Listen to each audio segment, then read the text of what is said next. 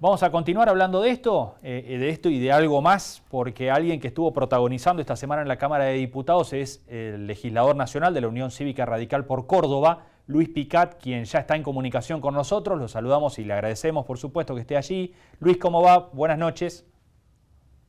¿Qué tal? ¿Cómo les va? Buenas noches. Bien, bueno, en términos generales, recién hablábamos de un aspecto de todo lo que se habló en la Cámara de Diputados, que es el aspecto laboral, del cual la Unión Cívica Radical, y lo hemos hablado en anteriores programas con usted, se ha ocupado y mucho. Pero en términos generales, ¿cómo vio lo de esta semana en Cámara de Diputados? Muy distinto a lo que ocurrió a comienzos de año, ¿no?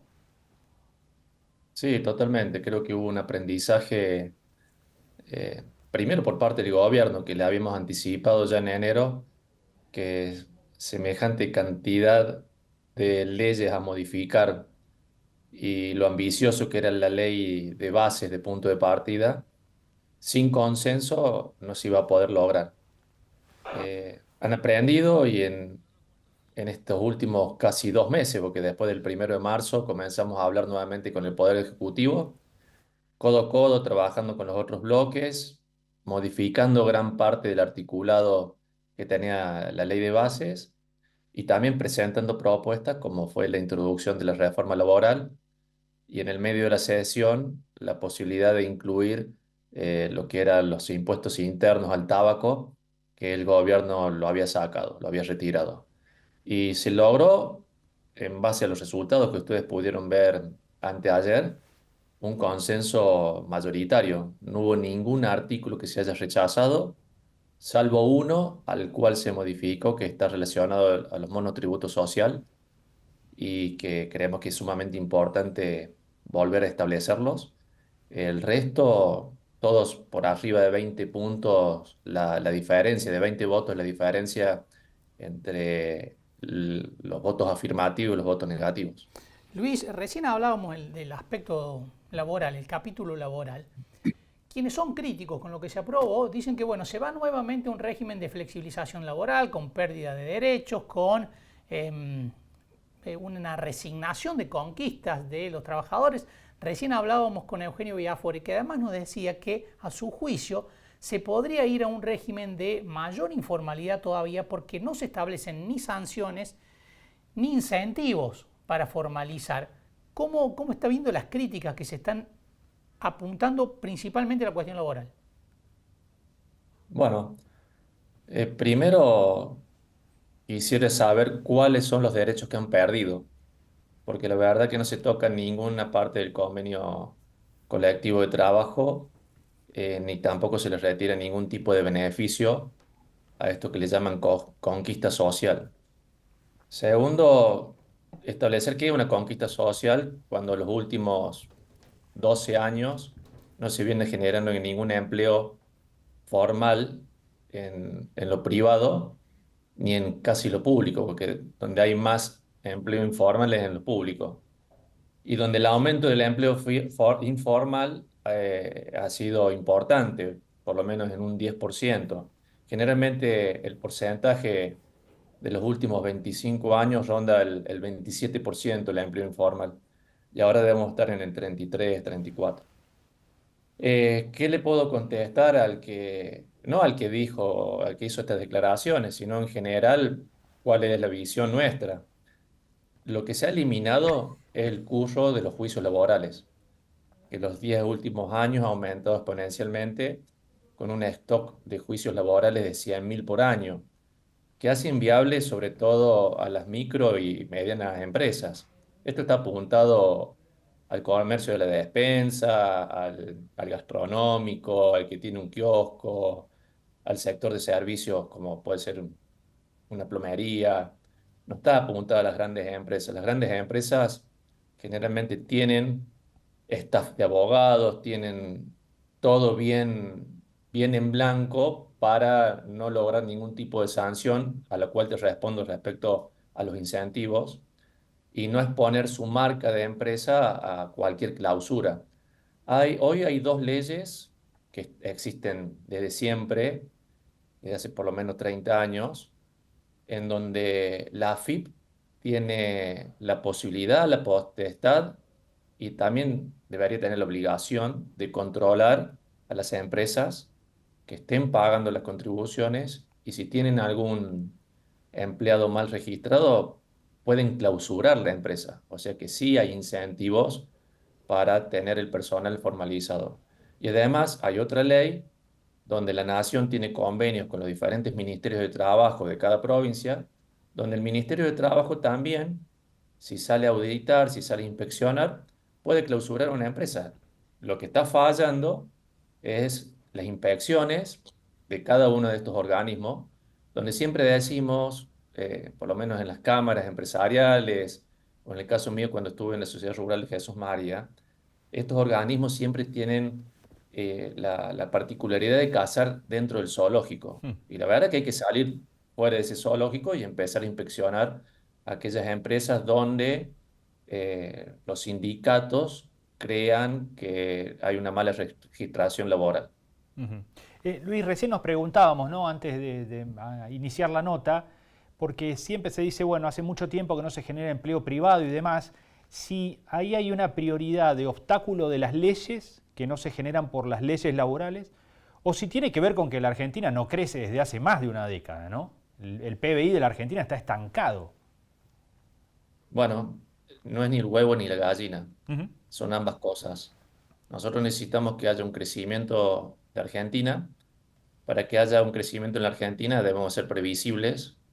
Para que haya previsibilidad, las leyes son una parte, porque son el fundamento hacia adelante de cómo a cualquier inversor lo van a tratar dentro de un país.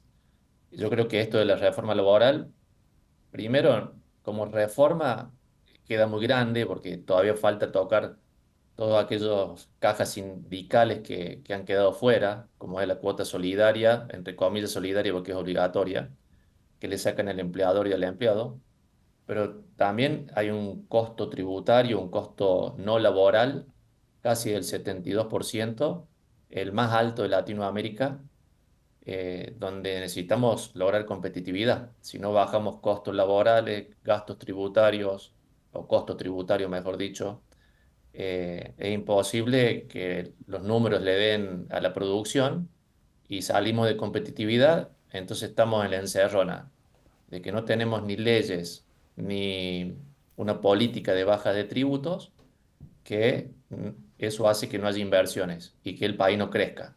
Ujú. Entonces es algo que se debe trabajar en paralelo, por eso yo en mi alocución dije que debemos, sobre todo el Poder Ejecutivo, plantear a partir de ahora un esquema de baja tributaria y también de políticas a mediano plazo y visión de crecimiento a través del desarrollo productivo.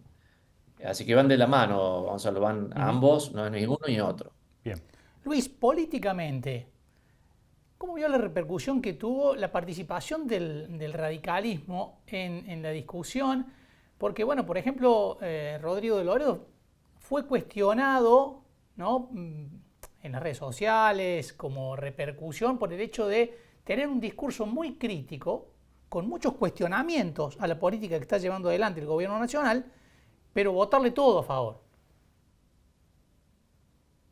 Bueno, se lo tendrás que preguntar a Rodrigo. Yo creo que la UCR ha hecho un trabajo muy importante porque el final de la redacción y el dictamen de mayoría que hubo de esta ley de bases, nuestro bloque ha tenido mucha participación en la redacción final, que es totalmente distinta en muchos de los artículos referido a la primera versión, respecto a las delegaciones, respecto a las privatizaciones, respecto a la reforma laboral, al mismo RIGI, al régimen de grandes inversiones. Hemos tenido grandes aportes y Rodrigo ha hecho un equilibrio muy importante. Vos sabes que en nuestro partido hay muchas miradas distintas respecto al modelo de país que queremos, empezando del presidente del partido, en el cual yo estoy totalmente en contra de su visión, pero hay que tolerarse porque, bueno, nosotros tenemos la particularidad de, de- de debatir cada una de las visiones y las miradas. En algún momento espero que la Unión Cívica Radical tenga una sola visión, una sola mirada y hacia este modelo de país que queremos hacia adelante. Mm. Y en ese equilibrio, donde él es el presidente de un bloque heterogéneo, por ahí parece que está en contradicciones. Pero para lograr, él siempre ha dicho que va a ayudar al gobierno mientras él piense que las cosas que se están haciendo están bien hechas y en esa ayuda han hecho y hemos hecho todos los aportes necesarios para modificar esta ley que, como vuelvo a repetir, es bastante distinta, difiere a la ley original. Ujú. Luis, una más local. ¿Está viendo que hay interés por la elección que se viene en Río Cuarto? ¿Cómo la viven? Bueno, no, la verdad que es tan local que yo no estoy muy involucrado. Ujú. Eh, por supuesto que apoyamos al candidato a Parodi. Em, Sé que hubo muchas internas en el peronismo. Eso nos da una posibilidad a nosotros de poder introducir la posibilidad de ganar en Río Cuarto. Ojalá que lo hagamos. Hace años que el radicalismo no gobierna en Río Cuarto. Y como siempre digo, que el recambio institucional siempre es bueno. Escoba nueva barre mejor, o sea que en este sentido creo que es importante que haya un recambio y que haya otra fuerza política que gobierne Río Cuarto por el bien institucional, sobre todo, y donde hubo recambio siempre hubo nuevas improntas. Así que bueno, espero que nos acompañen y que nos vaya bien. Desde ahí en más, seguramente cuando llegue el momento de campaña a nivel provincial y nacional, vamos a dar todo el apoyo a nuestro candidato para que podamos ganar las elecciones. Bien. Luis, muchísimas gracias por estos minutos, un gusto como siempre. Bueno, a ustedes, que Muy tengan amable. buenas noches. Hasta la próxima. Luis Picat, Ahí diputado está. nacional de la UCR, bueno, planteando los aspectos que él considera positivos de, por un lado, la ley base en general, pero sobre todo del aspecto laboral en el que la UCR tuvo mucha participación, ¿no? Sí, claro. Sí. Ha trabajado y mucho en esa letra de la ley laboral. De hecho, dicen que fue atenuada mucho a partir de la letra de la Unión Cívica Radical. Bueno, tuvimos como las dos campanas sobre este tema, ¿no? En Así particular. es. ¿Nos vamos a una pausa? Así es. Enseguida volvemos aquí en Entre Líneas.